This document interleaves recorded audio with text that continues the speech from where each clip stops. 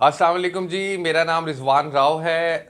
By profession मैं civil servant हूँ। OMG group से मेरा ताल्लुक़ है और मैं बहुत अरसा दराज से यानी यूँ समझ लीजिए कि एक दिहाई यानी 10 सालों से ज़्यादा सीएसएस पीएमएस के स्टूडेंट को इंग्लिश प्रेसी एंड कंपोजिशन और एसे राइटिंग के अंदर मदद फराहम कर रहा हूँ। जैसा कि आपको पता है कि पीएमएस 2024 अनाउंस हो चुका है और बहुत से लोग इसमें अप्लाई कर चुके होंगे और उन्होंने अपनी यकीनन तैयारी शुरू कर दी होगी। आज की वीडियो में हम बात करेंगे इसके सबसे इम्पोर्टेंट पेपर यानी प्रेसी एंड कंपोजिशन, जिसे उर्फ आम में इंग्लिश भी कहा जाता है। और लोगों की कसीर तादाद सीएसएस हो या पीएमएस हो इस सब्जेक्ट के अंदर फेल हो जाती है। हम ये कोर्स स्टार्ट करने जा रहे हैं। एक एकेडमी है पाक सिविल एकेडमी, उसके फोरम से मैं आपको पढ़ाऊँगा। कोर्स की क्या डिटेल होंगी वो वीडियो के आखिर में बात करते हैं। पहले सिलेबस की या कंटेंट की बात कर लें। इंग्लिश के पेपर के अंदर सबसे इम्पॉर्टेंट जो क्वेश्चन आता है वो प्रेसी राइटिंग का आता है। 20 स्कोर का ये क्वेश्चन आता है। सेकंड कॉम्प्रिहेंशन आ जाती है, ट्रांसलेशन है, पैराग्राफ राइटिंग है, ग्रामर के अंदर डायरेक्ट इनडायरेक्ट है, वोकेबलरी है और प्रेपोजिशन है। एक्टिव वाइज पैसिव वाइज भी बाज़ दफ़ा आ जाते हैं।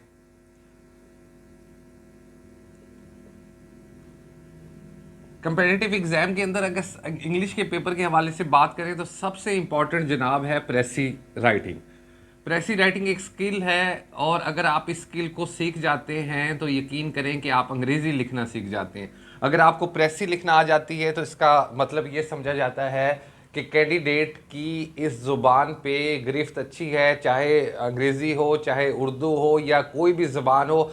जब भी लैंग्वेज का टेस्ट होगा, रिटन टेस्ट होगा, तो उसमें प्रेसी राइटिंग ज़रूर शामिल होगी।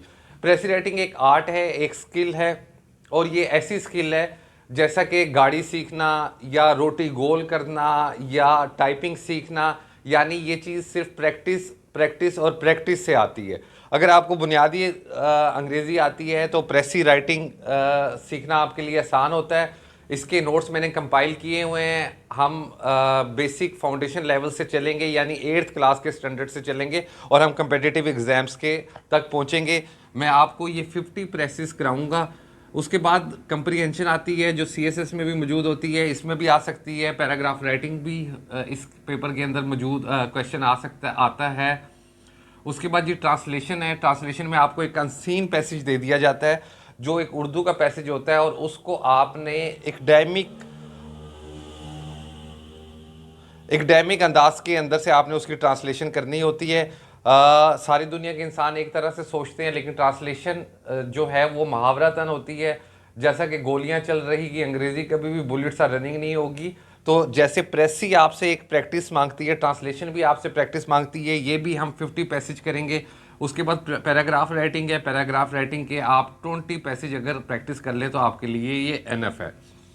प्रेसी राइटिंग के अंदर भी आपको एक अनसीन पैसेज दिया जाता है। वो पैसेज लिटरेचर से भी हो सकता है, वो पैसेज फिक्शन से भी हो सकता है, वो कोई न्यूज़ कॉलम भी हो सकता है, वो कोई ट्रैवल लॉग भी हो सकता है, किसी स्टोरी से भी हो सकता है। वो एक इक़्तिबास आपको देंगे और आपको उस पैसेज को अपने उसको पढ़ के अपने लफ्ज़ों के अंदर अपनी लैंग्वेज के अंदर रीप्रोड्यूस करना है। यानी आप एग्जामिनर आपसे क्या चाहता है?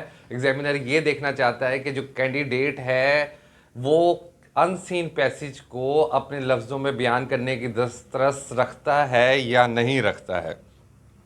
उसके बाद हम ग्रामर के अंदर बेसिक ग्रामर की रिवीजन करेंगे। Direct indirect, vocabulary, preposition, active voice और पैसिव वाइज। लेकिन सबसे ज़्यादा हमारा फोकस होगा जनाब प्रेसी और ट्रांसलेशन पे। जूम पे क्लासेस होंगी, 12 से 15 ये क्लासेस होंगी और इस क्लासेस के बाद आप इस काबिल ज़रूर हो जाएंगे कि आप इस पेपर को अच्छे स्कोर के साथ पास कर सकें। पाक सिविल एकेडमी का फोरम क्यों आपके लिए इम्पोर्टेंट है? ये इसलिए इम्पोर्टेंट है क्योंकि इनकी फीसिस बड़ी कम है। मैं ख़ुद इस बात का कायल हूँ कि कभी भी इसको स्टूडेंट की खाल नहीं उतारनी चाहिए, बल्कि फीसिस इतनी मुनासिब हों कि हर शख्स इसको बर्दाश्त कर सके, अफोर्ड कर सके। ऑनलाइन के अंदर चंद नकाइस ज़रूर मौजूद होंगे लेकिन इसके फ़ायदे इतने ज़्यादा हैं कि जिससे इनकार किसी को मुमकिन नहीं। आप घर के सुकून के अंदर बैठ के अपना वक्त ज़ाया किए बगैर जो आपका ट्रैवलिंग में लगना है, तैयार होने में लगना है, आने जाने में लगना है, उसकी बजाय अपने घरों की राहत के अंदर आप इस ऑनलाइन के ज़रिए आसानी के साथ तैयारी कर सकते हो। एक बात याद रखना, अगर आपको बुनियादी अंग्रेज़ी नहीं लिखनी आती तो आप ये चीज़ें स्टार्ट नहीं कर सकते। इसलिए हम लिमिटेड नंबर ऑफ़ स्टूडेंट रखेंगे। एक टेस्ट है, एक छोटा सा असेसमेंट टेस्ट है, अगर वो टेस्ट आप क्लियर कर जाते हो तो तभी आपको ये कोर्स स्टार्ट करना चाहिए।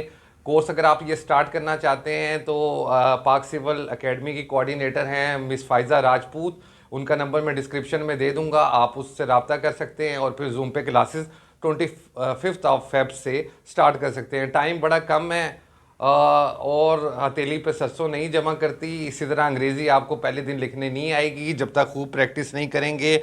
आप 50 प्रेसी की प्रैक्टिस करेंगे, डेली वर्क पे आप अपनी कोऑर्डिनेटर को काम भेजेंगे, हमारी टीम उसको इवेल्यूएट करके आपको फ़ौरन के फ़ौरन वापस भेजेगी और हम अगली क्लास में फिर अगली क्लास में अगले पैसेजेस को रीड आउट करेंगे और समझने की कोशिश करेंगे इसकी प्रेसी कैसे करनी है। पर्सनल इंडिविजुअल लेवल पे भी आपको फीडबैक मिलेगी जिसका आपको बेपना फ़ायदा होगा। ट्रांसलेशन की इसी तरह हमने 50 पैसेज करने हैं। ग्रामर के अंदर हम सारी चीज़ें रिपीट करेंगे। कॉमन एरर्स जिसमें छोटी छोटी गलतियां होती हैं वो भी हम बचपन से करते आए हैं, लेकिन मसला ये होता है, मसला ये हमारा अलमिया ये है कि क्योंकि अंग्रेज़ी एक फ़ॉरेन लैंग्वेज है और इसको सीखे बगैर गुजारा नहीं। तो अगर आप इंटरेस्टेड हैं तो आज ही आप अपनी कोऑर्डिनेटर से रब्ता करेंगे, कोऑर्डिनेटर साहिबा आपको असेसमेंट टेस्ट भेजेंगी ताकि हम आपकी वैल्यूएशन कर सकें कि आप एक्चुअली कहाँ पे खड़े हैं।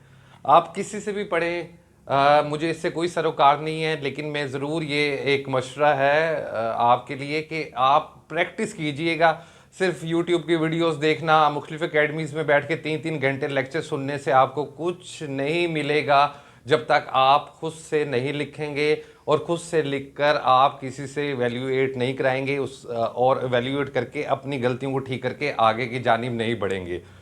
हमारा जो छोटी क्लासेस के अंदर एक साइकोलॉजिकल मसला बना जब हमने क्रैम करना शुरू कर दिया, रट्टा लगाना शुरू कर दिया। उस रट्टे की बिना पे क्या हुआ कि हम मास्टर्स तो कर गए हैं, हम यूनिवर्सिटियों से अच्छे सीजीपीए भी ले गए, लेकिन आज भी हम अच्छी अंग्रेज़ी गलतियों के बगैर नहीं लिख सकते, इसके बावजूद कि हम 16-14 साल अंग्रेज़ी पढ़ चुके हैं।